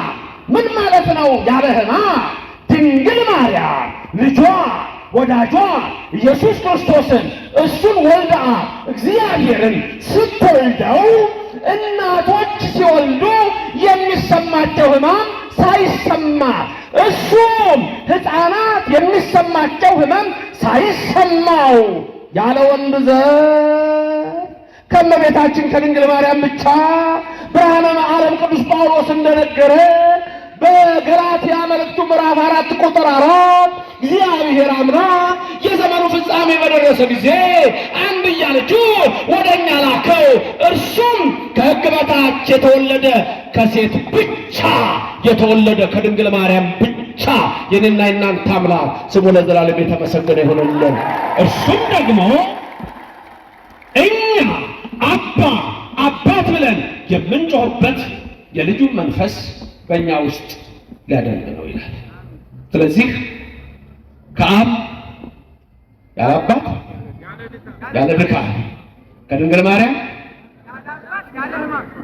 ከአብ አሁን ተስተካከላችሁ። እየሰማችሁ እንደሆነ አረጋገጥኩ። ከአብ ያለ እናት ያለ ድካም፣ ከድንግል ማርያም ያለ አባት ያለ ሕማም። እችን ደጋግሙ ዛሬ ቤት ሲገቡ ይዛችኋታል። መጀመሪያ ህልሙ በቃ ህልሙ ተይዟል። በእርግጠኝነት ትርጉሙ ላይ ብዙ ሰምታችሁታል። ያን ሁሉ መያዝ የለባችሁም። የፐርሺያ የምናምን ኢየሱስ መጣና አፈራረሰው። በቃ እሱን ያዙ። ተረማመሰው። እሱን ያዙ። አምላክ ነው፣ እሱን ያዙ። የአማልክት አምላክ ነው፣ እሱን ያዙ። ስሙ ለዘላለም የተመሰገነ ይሁን። አምላክ ማን ነው? ፈጣሪ ማን ነው? እግዚአብሔር ማን ነው? የኔና የናንተ አምላክ ድንግል ማርያም የወለደችው ስሙ ለዘላለም የተመሰገነ ይሁን። ተመልከቱ። ከዛስ ያለ እጅ ማለት ይሄ ነው። ያለ እጅ ማለት ይሄ ነው። አሁን ያለው ዝርዝሩ ነው። ከዛ በኋላ ምን ሆነ? ያችን ድንጋይ ያንን ምስል ምን አደረገችው? መታችሁ ማለት አምላክ አይደላችሁ፣ ኢየሱስ ብቻ ነው አምላክ። ነፋስ መጣ፣ ስልጣን እግዚአብሔር ነው። ጠረገው ማለት ያ ቦታ አልታወቀም ማለት ይኸው የሉ በቃ የሉ። ዓለም ላይ እኮ የሚነሱ ሰዎች ዘላለም የሚኖሩ ይመስላችኋል? የሉ። ወይ በደግ ወይ በክፉ ስማቸው ይነሳል። ከዛ ውጭ ሌላ ነገር የለም። እግዚአብሔር ግን ዛሬም ዕብራውያን ምዕራፍ 13 ቁጥር 7 እንደሚላችሁ የኔና የናንተ ንጉሥ ኢየሱስ ክርስቶስ ትናንትናም ዛሬም ለዘላለምም ያው ነው፣ አይለወጥም ይላችኋል። ተናገሩ። ኢየሱስ ክርስቶስ ትናንትናም ዛሬም ለዘላለም ሕያው ነው። ዓለምን ከመፍጠሩ በፊት አምላክ ነው። ከድንግል ማርያም ሲወለድ አምላክ ነው። ሞትን ድል አድርጎ ሲነሳ አምላክ ነው። እኛ አማላጅ አምላክ የለንም፣ ነቢይ አምላክ የለንም፣ ፍጡር አምላክ የለንም። የተዋሕዶ ልጆች እኔና እናንተ ያለን የአብርሃም የይስሐቅ ያዕቆብ አምላክ ሰማይን የዘረጋው ምድር የመሰረተው የአብ ልጅ የድንግል ማርያም ልጅ እግዚአብሔር ነው።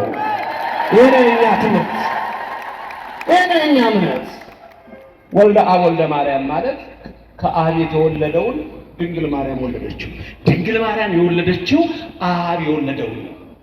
ከሁለት ባህሪያት አንድ የሆነ ከሁለት አካል አንድ የሆነ በካቶሊክ እምነት ጋር ልዩነታችን ይሄ። ከፕሮቴስታንቱ ጋር ምን አንደራረስም፣ ልነጋገር ማንችል እውነቱን ነጋገር ካለ ካቶሊኮቹ ትንሽ መስለዋል። 5th ሴንቸሪ ላይ የወጡት 451 ላይ በሊዮ አይደል የተመሰረቱት። ስለዚህ ልብሱንም ወስደውታል፣ መስቀሉን ይዘውታል፣ እንደው ስርዓቱንም ያደርጉታል። ግን በየጊዜው ተዋቸው ለሚመሳሰል ኢትዮጵያ ውስጥ ካቶሊክ ሆቴል ፒያሳ በግዕዝ ይቀድሳሉ። ቅዳሴ ከጣሊያን ያመጡት ከቫቲካን ያመጡት የለም። ያቺ ድንጋይ ተመልከቱ፣ ያቺ ድንጋይ ያኔች ተፈንቅላ መጣች የተባለው ቅድም የተነጋገርነው ታሪክ ነው። ከዛ በኋላ ምን ሆነ? ነፋስ መጣ ጠረገ። ያቺ ድንጋይ ከዛ በኋላ ምን ሆነች ነበር ያለው? ትምህርታችንን በዚህ እናጠቃለን። ያቺ ድንጋይ ተመልሳ ይላል ዓለምን ሁሉ መልታ ትልቅ ምን ሆነች? ተራራ ማለት ኢየሱስ ወደዚህ ምድር ሲመጣ ከድንግል ማርያም ሲወለድ በከብቶች በረት ተወለደ። ትንሽ ድንጋይ የተባለው ትንሽ ዝቅ ማለትን ሲያሳይ ነው። ፊልጵስዩስ ምዕራፍ 2 ቁጥር 8 ላይ እግዚአብሔርነቱን እንደመቀማት አልቆጠረውም። ፊልጵስዩስ 2:8 እግዚአብሔርነቱን እንደመቀማት አልቆጠረውም። እሱ አምላክ ሲሆን ሳለ ተመልከቱ፣ ያውም የመስቀል ሞት ታዘዘ። እሱ እኮ እግዚአብሔር ነው አለ። ሁለተኛ ቆሮንቶስ ምዕራፍ 8 ቁጥር 9 ላይ ደግሞ ምን ያለ ጳውሎስ? ሁለተኛ ቆሮንቶስ ምዕራፍ 8 ቁጥር 9 ለኛ ሲል ባለጸጋው ድሃ ሆነ። ድገሙት። ለኛ ሲል ለማ ሲል ማ ባለጸጋው ምን ሆነ?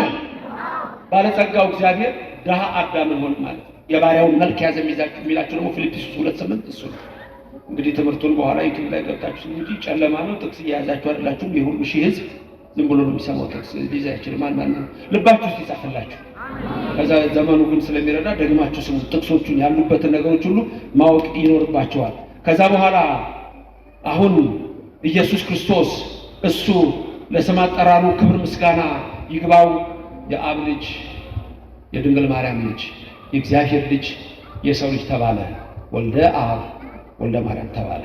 ሞትን ድል አድርጎ ሲነሳ ግን ወደ ክብሩ ተመለሰ ይላል ሉቃስ 24 ላይ ሲጽፍላችሁ ከትንሣኤው በኋላ ወደ ክብሩ ተመለሰ። ተመልከቱ፣ ወደ ክብሩ ተመለሰ። ዮሐንስ ወንጌል ምዕራፍ 3 ስትመለከቱ ምን እንደሚለው ከሰማይ ከወረደው በስተቀር ወደ ሰማይ የወጣ የለም አለ። ወልደ አብ ወደዚህ ምድር መጣና ወልደ ማርያም ተባለ። የአብ ልጅ እሱ የማርያም ልጅ ተባለ። የአብ ልጅ ሲባል ግን አብ አባት በመሆኑ የሚበልጠው አይደለም፣ ወልድም ልጅ በመሆን አያንስም። ሕርያቆስ በቅዳሴው ይነግራቸዋል። አብ አብ ነው፣ ወልድ ወልድ ነው፣ መንፈስ ቅዱስ መንፈስ ቅዱስ ነው። አብ ወልድ መንፈስ ቅዱስ አይበላለጡም፣ አይተናነሱም። አብ ወልድን አብርሃም ይስሐቅን እንደሚበልጠው አይበልጠውም። ወልድ መንፈስ ቅዱስን ይስሐቅ ያዕቆብ እንደሚበልጠው አይበልጠውም። አብ ወልድ መንፈስ ቅዱስ ትክክል ነው። ሚስጥረ ሥላሴያችን ይሄ ነው። ትምህርታችን ይሄ ነው። በስመ አብ ወወልድ ወመንፈስ ቅዱስ አሐዱ አምላክ አይደለም። በስመ አብ ወወልድ ወመንፈስ ቅዱስ ማለት በግዕዙ ማለት ነው። በአብ ስም በወልድ ስም በመንፈስ ቅዱስ ስም ስንት አምላክ? አሐዱ አምላክ። ስንት አምላክ ነው ያለው? ስሙ ስንት ነው? 3። ስሙ ስንት ነው? 3 ማ አብ ወልድ መንፈስ ቅዱስ። በስመ አብ ማለት እኮ እሱ ነው። እንዲያልገባችሁ በስመ አብ በስመ ወልድ በስመ መንፈስ ቅዱስ ስንት ስም? 3 ስም። ስንት አምላክ? አንድ አምላክ። አለቀ። እኛ እንዲህ ነው እምነታችን። አንድ እግዚአብሔር ነው፣ ስሙ ለዘላለም የተመሰገነ ይሁን። ስለዚህ ወልደ አብ ወልደ ማርያም ስንል የእግዚአብሔር ልጅ የሰው ልጅ ሲል መጽሐፍ ቅዱስ ስታነቡ የእግዚአብሔር ልጅ የሚል ቦታ ስታገኙ ሁሉ ወልደ አብ ማለት ነው። ቃል ነው። ሥጋ ሆነ የሚለው ዮሐንስ ወንጌል ምዕራፍ 1 ቁጥር ወልደ ደግሞ ማርያም ስንል የሰው ልጅ የሚለውን ስታገኙ ነው። ስለዚህ በዛ ውስጥ ስትመለከቱ እነዚህን ነገሮች ሁሉ በምታዩበት ጊዜ እግዚአብሔር አምላካችን ለእኛ የነገረውን ነገር ሁሉ ድንቅ ነው እንደሆነ ታያላችሁ። ስለዚህ ትምህርቴን በምን ላጠቃልል መሰላችሁ? የማቴዎስ ወንጌል ምዕራፍ 1 ቁጥር 1 መጽሐፈ ልደቱ ለእግዚእነ ኢየሱስ ክርስቶስ ወልደ ዳዊት ወልደ አብርሃም ብሎ ነው የሚጀምረው። ከደቀ ይጥላችሁ ተናገሩ። የጌታችን የመድኃኒታችን የኢየሱስ ክርስቶስ የትውልድ መጽሐፍ የዳዊት ልጅ የአብርሃም ልጅ አሁን አብርሃም ምን እንደሚነግረን የዳዊት ልጅ የአብርሃም የሰው ልጅ ማርያም የአብርሃም ልጅ ናት። ማርያም የዳዊት ልጅ ናት። መሰረታቲሃ ውስተ አድባረ ቅዱሳን የሚል መዝሙር 86 ቁጥር 1 ላይ መሰረታቲሃ ውስተ አድባረ ቅዱሳን መሰረቶቿ በተቀደሱ ተራሮች ናቸው የሚል እና አብርሃምና ይስሐቅና ያዕቆብን ነው። ክብርና ምስጋና ለሥላሴ ይሁን። እግዚአብሔር የተመሰገነ ይሁን። የአብርሃም ልጅ ነች፣ የዳዊት ልጅ ነች እመቤታችን። ዳዊት ራሱ ምንድን ነው ያላት? መዝሙር 44 ላይ ቁጥር 9 ላይ ስምዒ ወለተ ይላታል እኮ ልጄ ስሚኝ ይላታል። እሱ የእሷ አባት ተብሎ ከዛ እንደገና ደግሞ እሷ ኢየሱስን ስትወልደው ኢየሱስ ራሱ የማሊ ተባለ፣ የዳዊት ልጅ ተባለ። ሰውነቱን ነው የሚነግረን፣ ሰው መሆኑን ነው። ማን ነው ሰው የሆነው? ወልደ አብ ወልድ ነው። አብ አልሆነም፣ መንፈስ ቅዱስ አለ። ወልድ ከሰማይ ሰማያት ወረደና ከድንግል ማርያም ተወለደ። ናቡከደነፆር ህልሙን ልታይ የቻልከው ከዚህ ሐሳብ የተነሳ ነው። ማን ነው ከኋላ የሚመጣው? ናቡከደነፆር ያየኸው ህልም ይሄ ነው። ናቡከደነፆር ትርጉሙም ካንተ ቀጥሎ የሚነሱ ነገስታት ራሳችሁን ከፍ አደረጋችሁ፣ ያ በሰማይ የሚኖረው ግን እናንተንም እኛንም ሁላችንም ዓለምን ሁሉ ሊያድን ከሰማያት መጣ፣ ከድንግል ማርያም ተወለደ፣ ይወለዳል ብሎ። ስለዚህ ይሄን ትምህርት ስለሰሙ ጌታ ሲወለድ ከኢትዮጵያ ንጉሥ ጋር አንዱ ከዛ ነው ጌታ ሲወለድ ሄደው ስጦታ የሰጡት ዳንኤል ስለነገራቸው የተማርነውን በልቦናችን ያሳድር። ክብር ምስጋና ለእግዚአብሔር ይድረሰው። እግዚአብሔር ስሙ የተመሰገነ ይሁንልን። በሰማነው ሁሉ ምስጢሩን ይግለጽልን። ረድኤቱና ቸርነቱ በጎነቱ ከሁላችን ጋር ይሁን። ዳንኤል ተናገረ፣ ምስጢርን የሚገልጽ አምላክ በሰማይ አለ አለ። ምስጢርን የሚገልጽ አምላክ በሰማይ አለ። ጠንቋይ ምስጢር አይገልጽም፣ ቃልቾች ምስጢር አይገልጹም፣ ከልዳውያን፣ አስማተኞች፣ ሰብአ ሰገል፣ ስርማሾች፣ ቅጠል መጣሾች እነዚህ ሁሉ ምስጢር መግለጽ አይችሉም። ምስጢር መግለጽ የሚችል እግዚአብሔር የእናንተ አምላክ በሰማይ ነው። ክብርና ምስጋና ለስሙ ይድረሰው። ማን ነው? ስለዚህ በዚህ ከንቱ ምድር ከንቱ ሆናችሁ እንዳትቀሩ። ከእግዚአብሔር ውጪ ማንም አዳኝ የለም። ማምለጥ አትችል። ብቻውን አምላክ ነው። ስሙ የተመሰገነ ይሁን። ማን መሰለህ ከምና ማለት ማን ነው? አንተን የሚመስልህ እግዚኦ አቤቱ ማን ነው የሚመስልህ? ኧረ አንድ ብርጭቆ ውሃ ያላመጣ ሁሉ አምላክ ነኝ ይላል እንዴ? አዋቂ ነኝ ይላል እንዴ? ናቡከደነፆር ይሄ ነው እግዚአብሔር። ምስጢር የሚገልጽ ነው እግዚአብሔር። ይኸው ሐሳብን ሳይቀር ህልምን ሳይቀር ትርጉሙን ሳይቀር ነገርኩህ አለው። አንተ በምድር ላይ ሁሉ ከኔ ቀጥለ በክብር ይገባሃል አለ። የመንግስቴን እኩሌታስ ብትወስድ የዓለም እኩሌታ ከንቱ ነው አለ። የሰማይ መንግስት አለ አለ ዳንኤል። ምስጢር የሚገልጸው በሰማይ ነው አለ። ስሙ እግዚአብሔር ነው አለ።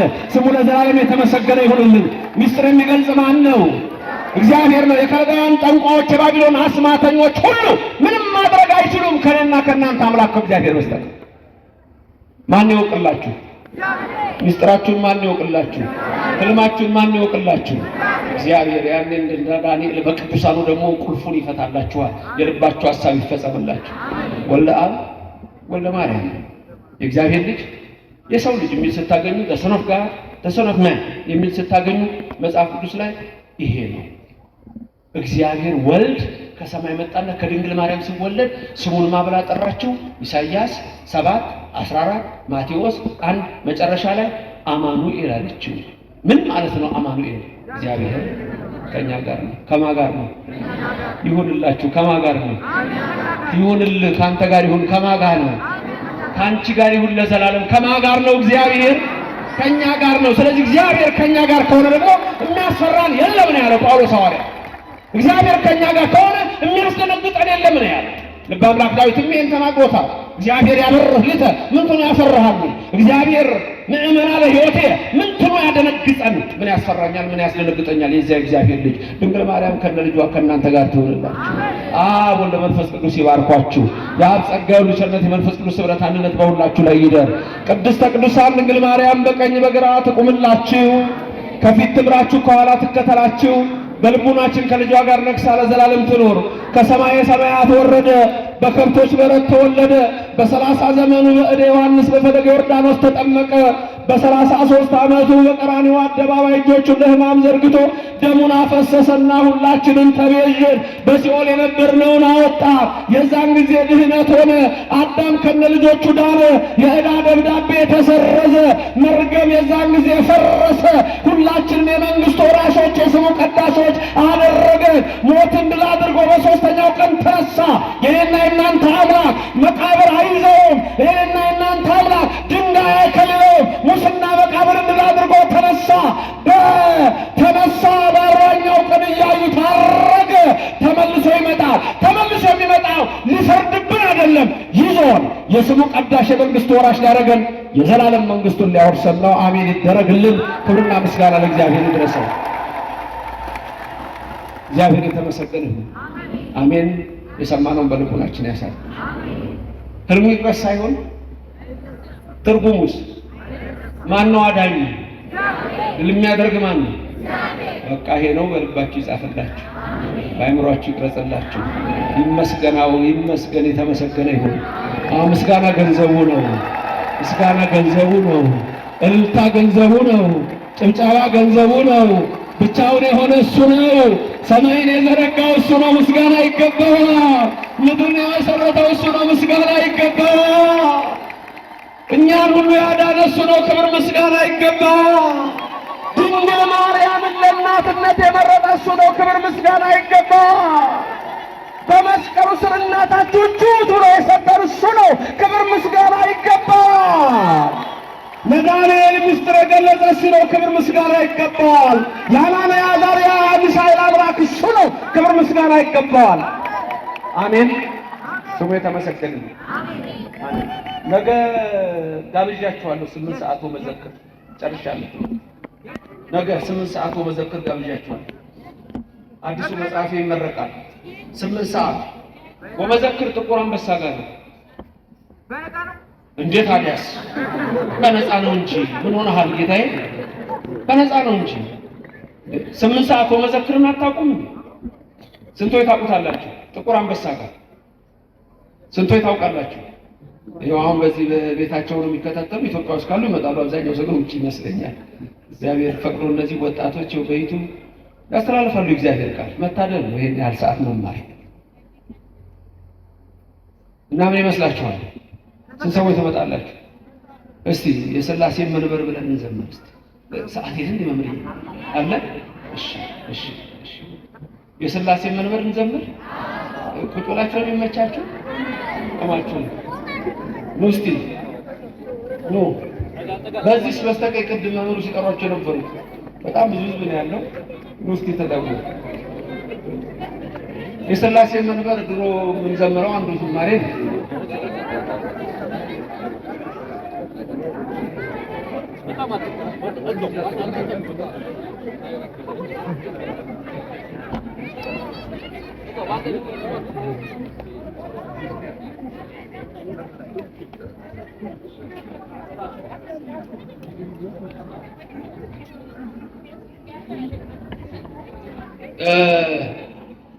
ሌላ ደብር ማንንም ስላልጠራው የጠራሁት የደብረመዊ የሚካኤል ልጆች ብቻ ነው። ነገር የቦታ ተነገር ማስታወቂያ ተነግሯል። እዚህ ብቻ ነው የተናገርኩት። አጋጣሚ ፈቅዶ እግዚአብሔር ዛሬ ስለሆነ፣ ስለዚህ ነገ 8 ሰዓት ላይ የምትችሉ ሰዎች ሁሉ ትመጣላችሁ።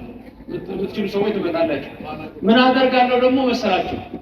ህልሙን ከነ ትርጉሙ ዛሬ የተናገርኩት፣ 1 ህልሙ፣ 2 ትርጉሙን ለሚናገር ሰው መጽሐፍ እኔ በነፃ እሰጣለሁ። ያሳተመ ሌላ ሰው ነው፣ በነፃ እሰጣለሁ ነገ። ስለዚህ የእናንተ ነው ነገ። ሴቶችም እንደዚሁ ነጠላችሁ እንደለበሳችሁ፣ ወንዶችም እንደዛው እንዳማራችሁ ነገ እንገናኛለን። እንደሱ ነው። ቅድም የሆነ ክራር ሰምቼ አለ የሥላሴ መንበር በሉ ቅዱሳን ከበውት ኪሩቤል በደመና ዙፋኑን ይዘውት ድንግልን ከመሃል ሚካኤልን ከፊት አእላፍ መላእክት ሲሰግዱ በፍርሃት እዩት ተመልከቱት የሰማዩን አባት የሰማዩን ድምቀት የሥላሴ መንበር ቅዱሳን ከበው ኪሩቤል በደመና ዙፋኑን ይዘው ድንግልን ከመሃል ሚካኤልን ከፊት አእላፍ መላእክት ሲሰግዱ በፍርሃት እዩት ተመልከቱት የሰማዩን ድምቀት እዩት ተመልከቱት የሰማዩን አባት ቅዱሳን ከበው ኪሩቤል በደመና ዙፋኑን ይዘው ድንግልን ከመሃል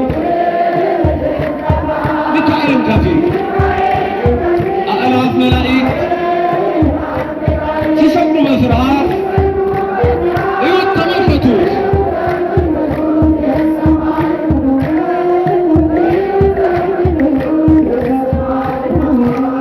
የሥላሴ መንበር ቅዱሳን ከበውት እያሸበሸቡ የሰማይ መላእክት ካህናተ ሰማይ ስሉስ ቅዱስ ሲሉ ይህን ልዩ ክብር ሊያዩ የታደሉ በጽድቅ ሥራቸው በምድር ይታያሉ በጽድቅ ሥራቸው በምድር ይታያሉ።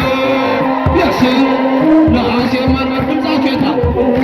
እጆቻችሁ የታሉ? ከፍ ብለው ሁላችሁ ዙፋኑን ይዘውት ድንግልን ከመሃል ሚካኤልን ከፊት አእላፍ መላእክት ሲሰግዱ በፍርሃት እዩት ተመልከቱት የሰማዩን ድምቀት የሰማዩን አባት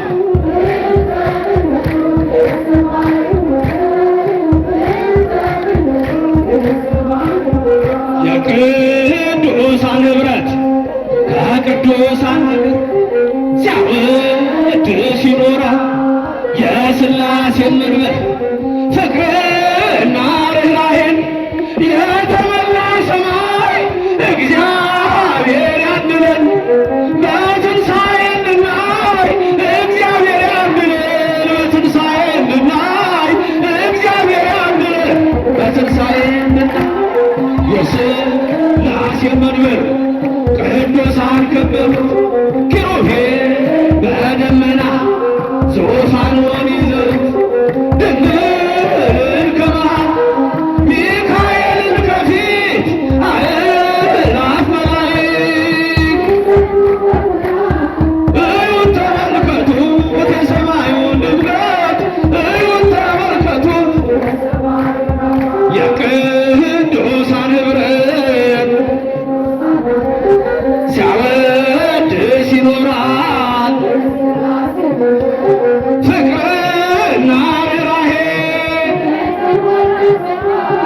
እግዚአብሔር ያድለን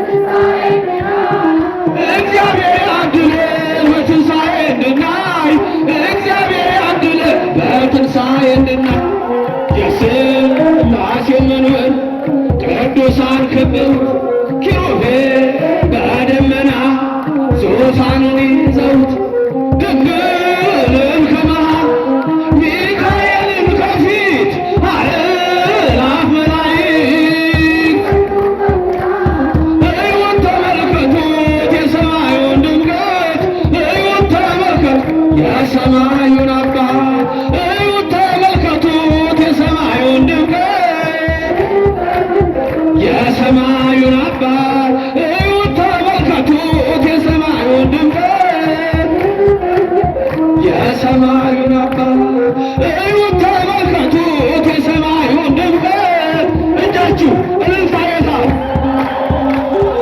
እዩት ተመልከቱት የሰማዩን ድምቀት እዩት ተመልከቱ የሰማ